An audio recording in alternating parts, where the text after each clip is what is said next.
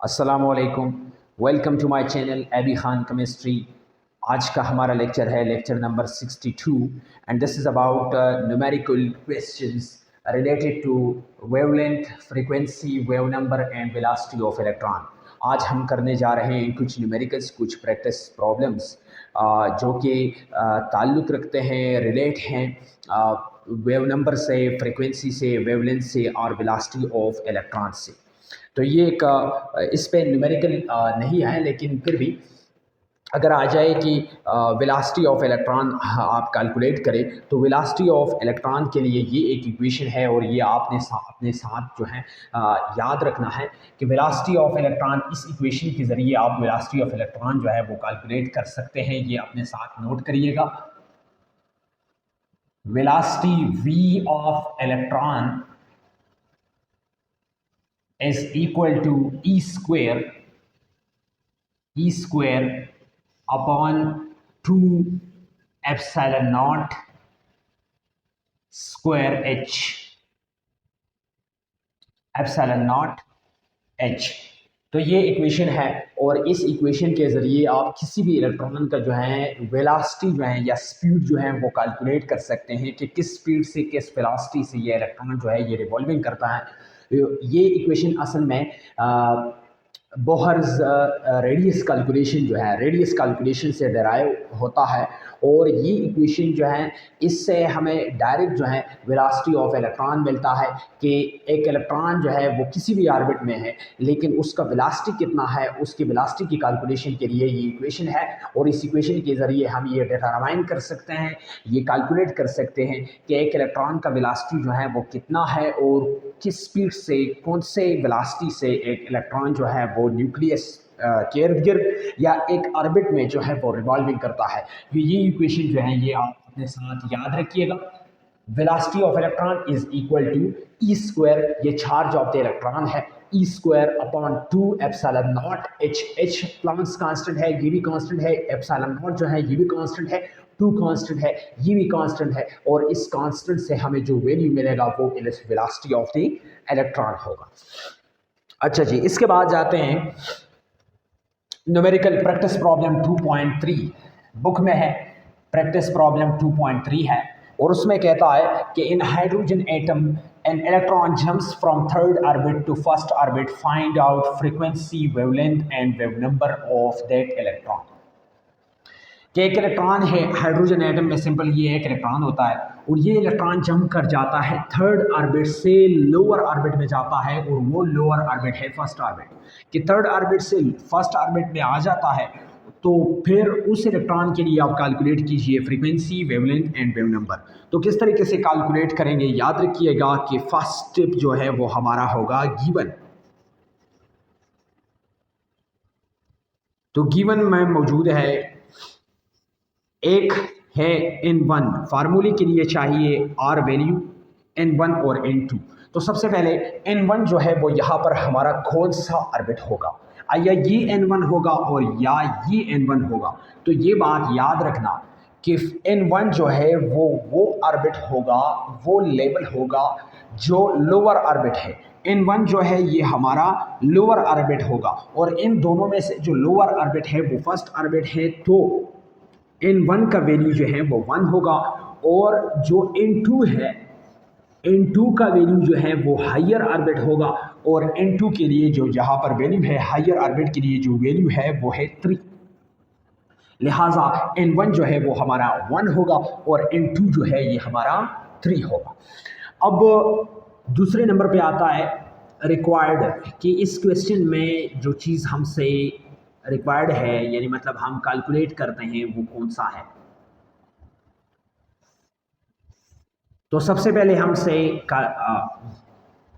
ये डिमांड करते हैं कि आप कैलकुलेट कीजिए फ्रीक्वेंसी को, ठीक है जी, फ्रीक्वेंसी ऑफ द इलेक्ट्रॉन को कैलकुलेट करें, ठीक है जी। सेकंड वन आप कैलकुलेट करें वेव नंबर को कैलकुलेट करें और थर्ड वन कहता है कि आप वेवलेंथ को भी साथ में कैलकुलेट करें। तो ये रिक्वायर्ड है और ये गिवन है। गिवन में N1 दिया गया है, N1 जो है ये हमारा है 1 और N2 जो है ये 3 है। ये N1 हो गया और ये N2 हो गया। साथ में जो रिक्वायर्ड है वो है wavelength, the frequency, wave number and wavelength. अब जाते हैं इसके कैलकुलेशन की तरफ, सोल्यूशन की तरफ। तो सबसे पहले जाएंगे वेव नंबर की तरफ, क्योंकि वेव नंबर के लिए आसान सिंपल फार्मूला है। उस इक्वेशन को यूज़ करने के बाद फिर वेव नंबर से हम वेवलेंथ की तरफ भी जा सकते हैं और फ्रीक्वेंसी की तरफ भी जा सकते हैं। तो इसी वजह से सबसे पहले वेव नंबर जो है वो कैलकुलेट करते हैं। As we know that wave number is equal to, wave number जो है वो बराबर होता है R into 1 divide by Z. ये असल में जेड डिवाइड बाई N1 है, लेकिन यहाँ पर हाइड्रोजन एटम है तो ये फार्मूला होगा 1 divide by N1 square minus 1 divide by N2 square. ये इक्वेशन है और इसमें साथ में है पर मीटर। ठीक है जी। अब इसमें वैल्यूज पुट करते हैं तो वेव नंबर होगा, wave number is equal to R का वैल्यू है 1.09678 है या 1.0974, सिंपल है। 74 भी है और 678 भी है, जो भी वैल्यू आप लगाते हैं, इंटू 10 पावर 7 और यहाँ पर वैल्यू हम लगाएंगे 1 डिवाइड बाई N1 जो है वो 1 स्क्वायर है और माइनस N2 जो है वो 3 स्क्वायर होगा, क्योंकि N2 का वैल्यू 3 है तो यहाँ पर बनेगा 3 स्क्वायर। ठीक है जी। और साथ में पर मीटर जो है ये आपने लगाना है, इसका यूनिट है। अच्छा जी, जब हम इसको कैलकुलेट करते हैं तो इससे वैल्यू आएगा wave number is equal to 1.09678 into 10 power 7 आएगा। और इसको हम अगर कैलकुलेट करते हैं, इससे क्या आएगा, 1 आएगा, 1 स्क्वायर से 1 आता है और 3 स्क्वायर से 9 आता है, दोनों का हम एलसीएम लेंगे। और जब हम इसका एलसीएम लेते हैं तो ये इस तरह का एलसीएम आएगा, 1 divide by 1 minus 1 divide by 9 आएगा। ठीक है जी। अब जब हम इसका एलसीएम लेते हैं तो इसका एलसीएम इस तरह आएगा, 9 और 1 का एलसीएम आता है 9। जब हम 9 को 1 पे डिवाइड करते हैं तो 9 आएगा। ठीक है जी। इसको 1 पे डिवाइड करते हैं तो 1 9 ज़ा 9 आएगा। 9 को 1 से मल्टीप्लाई करते हैं तो दोबारा 9 आएगा, माइनस है यहाँ पर तो माइनस लगाएंगे। 9 को 9 से डिवाइड करते हैं तो 1 आएगा, 1 को 1 से मल्टीप्लाई करते हैं तो फिर भी 1 आएगा। 9 minus 1 is equal to 8 divide by 9। ठीक है जी। इस किस्म का वैल्यू आएगा, यहाँ पर पुट करते हैं। Wave number is equal to 1.09678 into 10 power minus 7 और साथ में 8 डिवाइड बाई 9 जो है ये पुट करेंगे और इसके साथ यूनिट।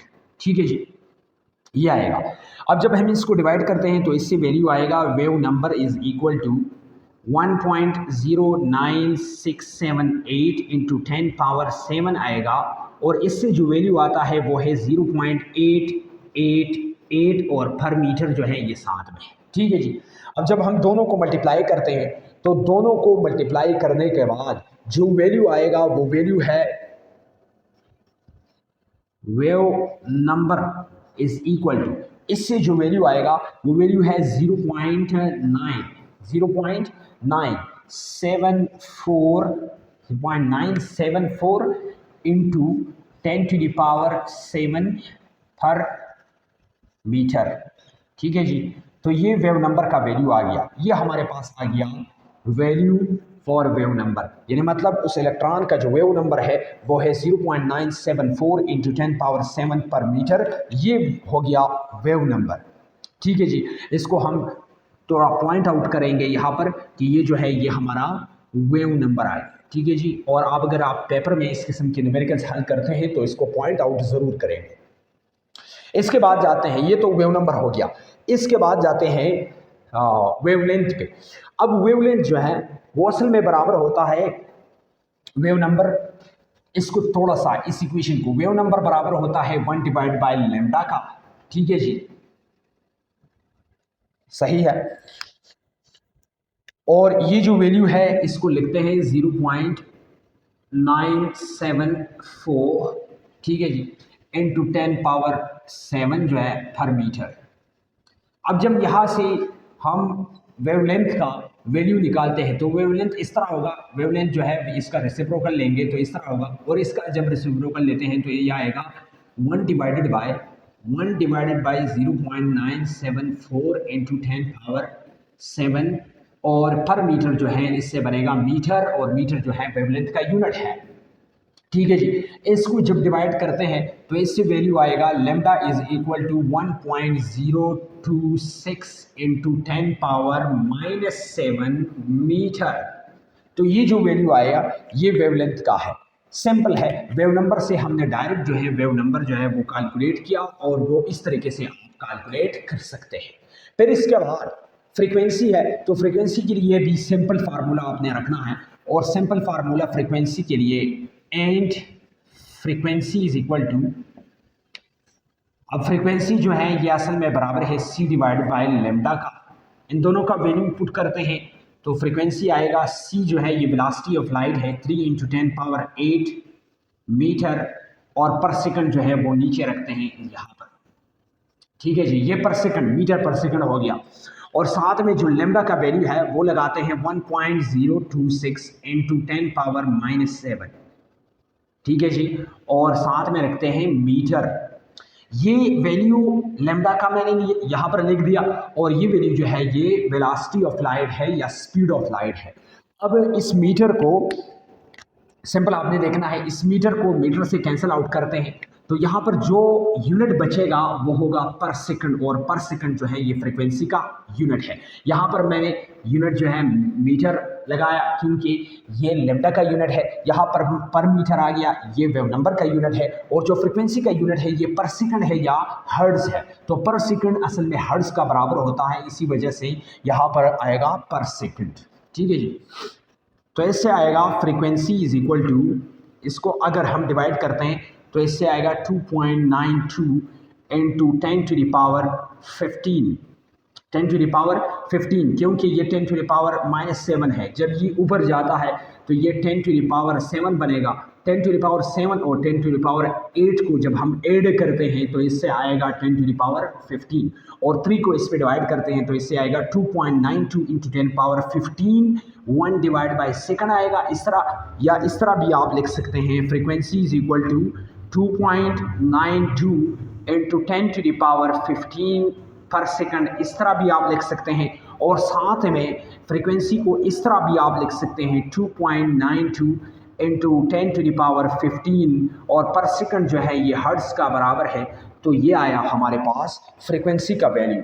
तो इस इलेक्ट्रॉन के लिए हमने कैलकुलेट किया सिर्फ एक वैल्यू से, यानी मतलब N1 और N2 के ज़रिए हमने कैलकुलेट किया वेव नंबर सबसे पहले, फिर फ्रीक्वेंसी कैलकुलेट कर दिया, और फिर वेवलेंथ। और अगर साथ में आप वेलोसिटी ऑफ द इलेक्ट्रॉन जो है वो कैलकुलेट करते हैं तो इसके लिए आप ये वाला इक्वेशन जो है ये यूज़ करेंगे, और इस इक्वेशन से वेलोसिटी ऑफ द इलेक्ट्रॉन जो है आप कैलकुलेट कर सकते हैं।